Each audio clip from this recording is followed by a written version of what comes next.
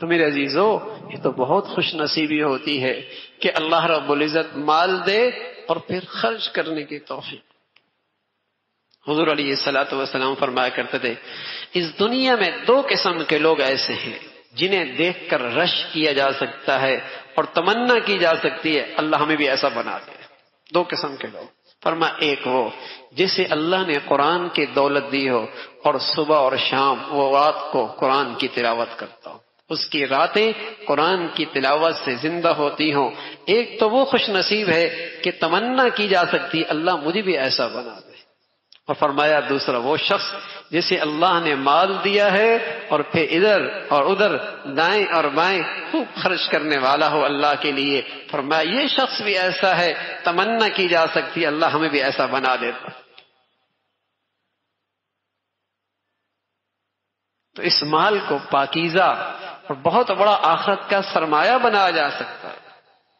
لیکن میرے عزیزو، آج بخل نے دلوں میں ڈیرے ڈال دیے، رسم و رواج پہ اسراف ہے، لغویات پہ اسراف ہے، رسم و رواج پہ اسراف ہے، شادی بیاہ پہ گندگیاں ہیں، ایک ایک جوڑے کے لیے لاکھوں روپے، نیا سے نیا فیشن، نئی سے نئی نئی شکلیں۔ الامان والحفیظ، یہ مسلمانوں کی زندگیاں نہیں تھی بھائی، اللہ کا نبی، کائنات کا سچا رسول ان ضروریات کے لیے تو پیسہ نہیں خرچ کیا کرتے تھے، بلکہ فرمایا کرتے تھے اعظم النکاح برکتن ایسرها مؤونتن، نکاح وہ برکت والا ہے جس میں لڑکی اور لڑکے والوں پر بہت کم خرچ اور بوجھ ہو، بہت کم خرچ، سادہ سی شادی۔ اللہ کے نبی کا نکاح ہوا، سفر میں جا رہے، دسترخوان پھیلایا، فرمایا یہ میرے پاس کھانا موجود ہے، آج میرا ولیمہ ہے، آج میرا ولیمہ ہے۔ امت کو سبق دیا، اپنی دولت اس پہ ضائع مت کرو، اس سے تو معاشرے میں بربادی آتی ہے، تباہی آتی ہے۔ یہ جو رسم و رواج پہ دولت خرچ ہو رہی ہے ایک تماشا ہے۔ ایک ولیمہ تھا، ایک نکاح تھا، وہ بھی ولیمہ تماشے والا نہیں کہ دولت مندوں کو بلایا جائے، غریبوں کو دھتکارا جائے۔ اللہ کے نبی نے فرمایا بدترین ولیمہ وہ ہے جس میں پیٹ بھروں کو بلایا جائے، بھوکھوں کو روکا جائے، فرمایا بدترین ولیمہ۔ لیکن نمائش، اب تو ہر چیز میں نمائش، دولت کا ضیاع ہے، پیسوں کا ضیاع ہے، لیکن کہیں ضرورت پڑ جائے، اللہ کے راستے کی بات آ جائے، وہاں یہ سب سے بڑا بخیل ہے، وہاں یہ سب سے بڑا کنجوس ہے۔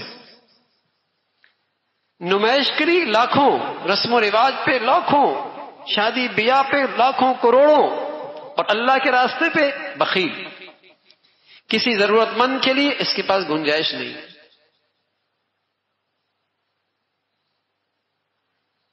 میرے عزیزو، مسلمانوں کی زندگیاں نہیں ہیں، رسم و رواج پہ لگائیں گے، مال بھی ضائع ہوگا، وبال بھی ہوگا، کل قیامت میں بعد پرس بھی ہوگی۔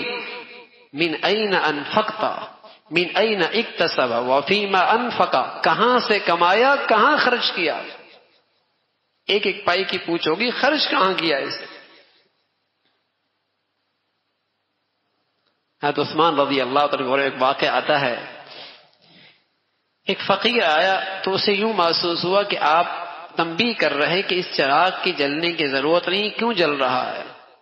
تو وہ دروازہ کھٹکھٹا کے کہنے لگا غلطی ہو گئی، اس دروازے پہ آ گئے، یہاں تو ایک چراغ کا مسئلہ چل رہا ہے، اس نے مجھے کیا دینا۔ جب آپ باہر آئے، اس کی ضرورت دیکھی تو 500 اشرفیوں کی تھیلی اس کے ہاتھ پہ رکھ دی۔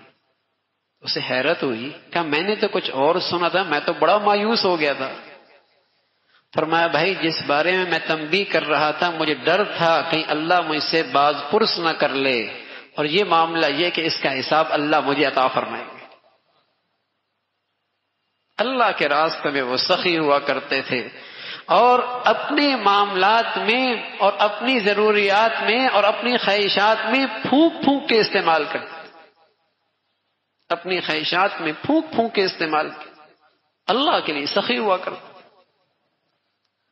اور یہاں تو گناہوں میں دولت خرچ ہو چکی ہے، رسم و رواج میں خرچ ہوتی ہے۔